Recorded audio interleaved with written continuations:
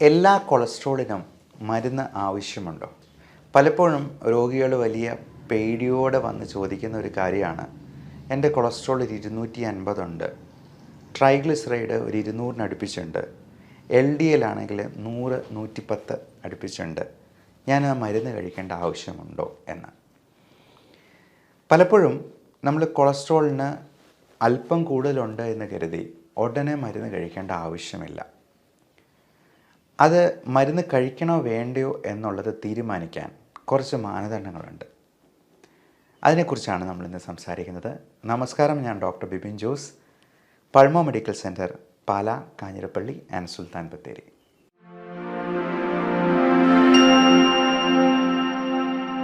Cholesterol ചെറിയ കുട്ടികൾ മുതൽ മുതിർന്നവർക്ക് വരെ പലപ്പോഴും ചെക്ക് ചെയ്യുമ്പോഴേക്കും അത് കൂടുതലായിട്ട് കാണാറുണ്ട്. നമ്മൾ പ്രത്യേകമായിട്ട് മനസ്സിലാക്കേണ്ടത് എപ്പോഴും ഫാസ്റ്റിംഗ് ലിപ്പിഡ് പ്രൊഫൈൽ തന്നെ നോക്കുക എന്നുള്ളതാണ്. കാര്യം, ഭക്ഷണത്തിൽ ഈ കൊളസ്ട്രോൾ ഒന്നും കൂടില്ല, ഭക്ഷണം കൊണ്ടല്ല കൊളസ്ട്രോൾ വരുന്നത് എന്നൊക്കെ പലരും പല വാദമുഖങ്ങളും ഉന്നയിക്കുന്നെങ്കിലും നമ്മൾ ഫാസ്റ്റിങ്ങിലുള്ള കൊളസ്ട്രോൾ ലെവലും ഭക്ഷണം കഴിച്ചതിന് ശേഷമുള്ള കൊളസ്ട്രോൾ ലെവലും തമ്മിൽ ഒന്ന് താരതമ്യ പഠനം നടത്തിയെന്നാൽ ആ ചോദ്യത്തിന് ഒരു ഉത്തരം ആവുക തന്നെ ചെയ്യും. കാരണം ഭക്ഷണം കൂടുതൽ കഴിക്കുമ്പോഴേക്കും കൊളസ്ട്രോൾ കൂടുന്നുണ്ട് ഉറപ്പായിട്ടും. ഈ കൊളസ്ട്രോൾ എന്ന് പറയുന്നത് നമ്മുടെ ശരീരത്തിലെ, നമ്മുടെ മാത്രമല്ല എല്ലാ മൃഗങ്ങളുടെയും എല്ലാ കോശങ്ങളിലെയും സെൽസ് അവരിൽ തന്നെ ഉൽപ്പാദിപ്പിക്കുന്നൊരു സംഗതിയാണ്. ഈ കൊളസ്ട്രോൾ പലപ്പോഴും നമുക്കൊരു ആവശ്യവുമാണ്.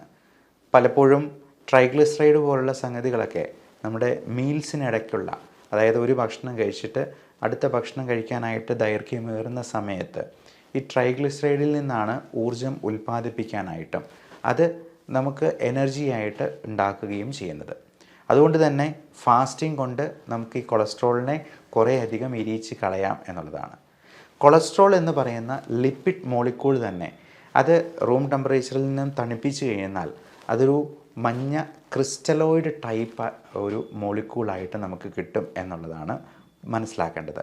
അപ്പോൾ ഈ മഞ്ഞ ക്രിസ്റ്റൽ പോലെ എന്ന് പറയുമ്പോൾ തന്നെ നമ്മൾ മനസ്സിലാക്കണം, ഇവൻ്റെ അംശം കൂടിക്കഴിഞ്ഞാൽ നമ്മുടെ രക്തക്കുഴലുകളിലും ഇവൻ അടിഞ്ഞുകൂടി പ്രശ്നങ്ങൾ ഉണ്ടാക്കാം എന്നുള്ളത്. അവിടെയാണ് ഈ കൊളസ്ട്രോൾ മാരകമാകുന്ന ഒരു പ്രശ്നമായി തീരുന്നത്. അപ്പോൾ ഇങ്ങനെ പ്രശ്നമാകാൻ സാധ്യതയുള്ളവരെ കണ്ടെത്തി അവർക്ക് മാത്രമേ നമ്മൾ സ്റ്റാറ്റിൻ മരുന്ന് കഴിക്കാനായിട്ട് പറയാറുള്ളൂ.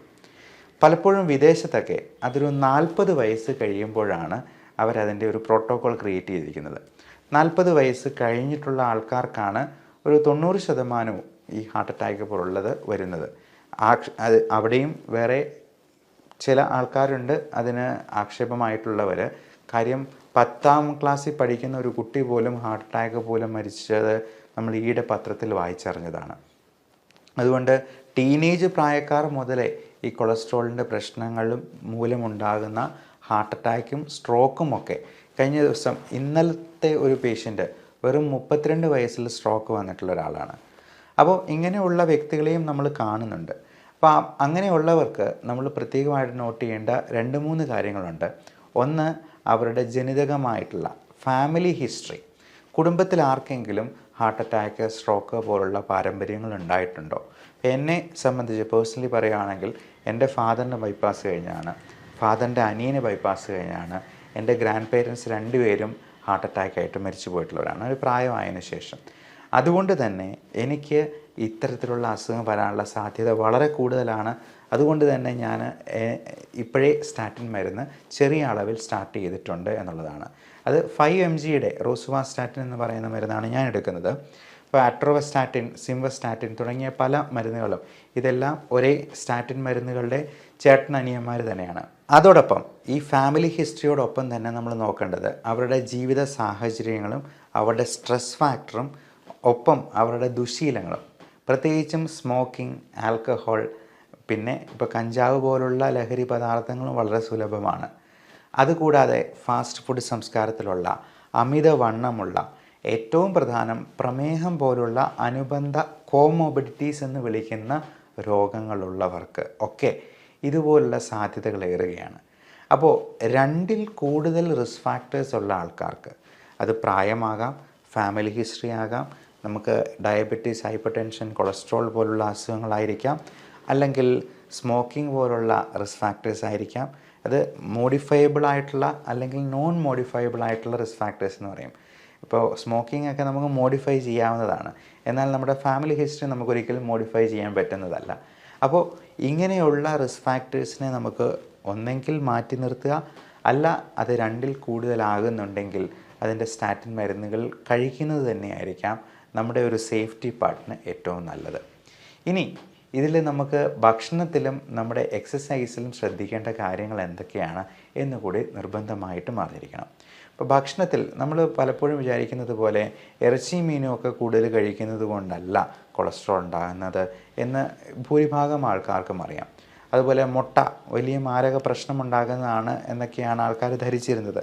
പക്ഷേ മുട്ടയുടെ വെള്ള ഏറ്റവും നല്ല പ്രോട്ടീനാണ്.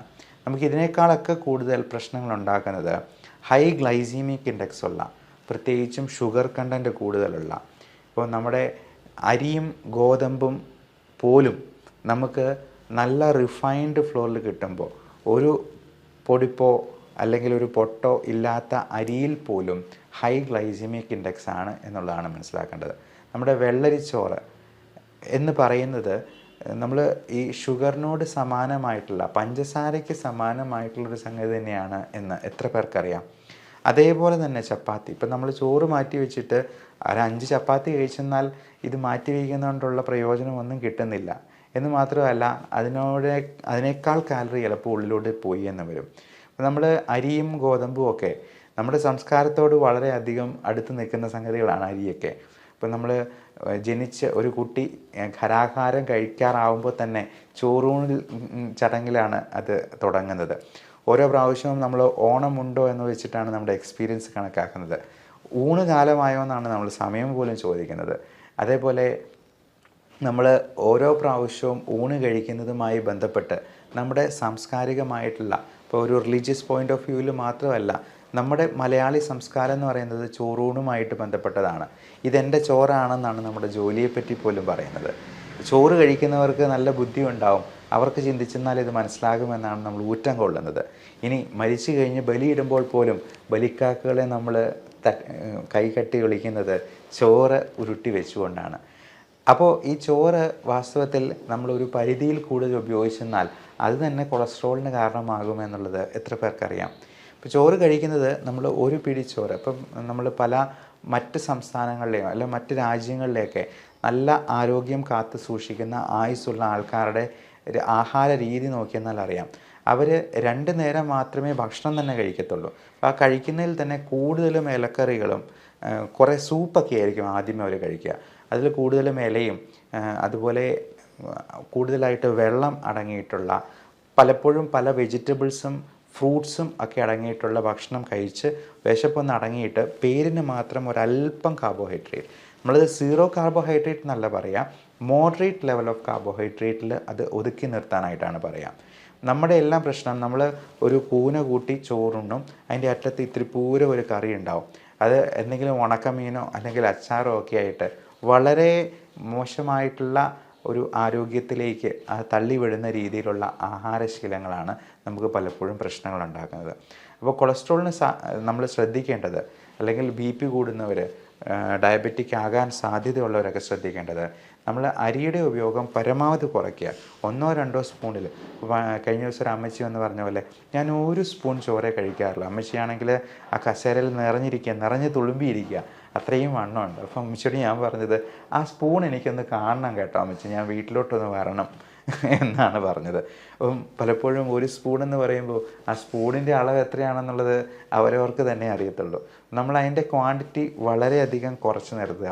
കൂടുതൽ കറികൾ ഉപയോഗിക്കാം. നമുക്ക് ഇലക്കറികളായിട്ടും പച്ചക്കറികളായിട്ടും അധികം മധുരമില്ലാത്ത പഴങ്ങളായിട്ടും ഇറച്ചി, മീൻ, ചിക്കൻ കറി വെച്ചത് കഴിക്കാം.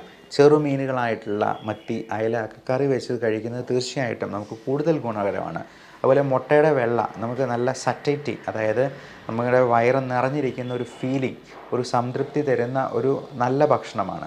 മുട്ടയുടെ വെള്ള 2-3 ബോഡി ബിൽഡേഴ്സൊക്കെ 10-15 ഒക്കെ മുട്ടയുടെ വെള്ള കഴിക്കുന്നുണ്ട് എന്നാണ് പറയപ്പെടുക. അപ്പം ഈ മുട്ടയുടെ വെള്ള എഗ് ഡയറ്റ് കൊണ്ട് തന്നെ വെയിറ്റ് കുറയ്ക്കാവുന്ന ഒരു രീതി തന്നെയുണ്ട്. അപ്പോൾ 2 നേരം ഭക്ഷണം കഴിച്ചുകൊണ്ട് നമുക്ക് ഈ ഇൻ്റർമീഡിയറ്റ് ഫാസ്റ്റിംഗ് എന്ന് പറയുന്ന ആ ഒരു പ്രക്രിയയിലോട്ട് കിടക്കാം. ഒരു 6 മണിക്ക് ശേഷം ഒത്തിരി കാലറി കൂടിയ ഒരുപാട് ചോറും ഒരുപാട് ചപ്പാത്തിയും ഒക്കെ കഴിക്കുന്ന ആ ഒരു ശീലം മാറ്റുക.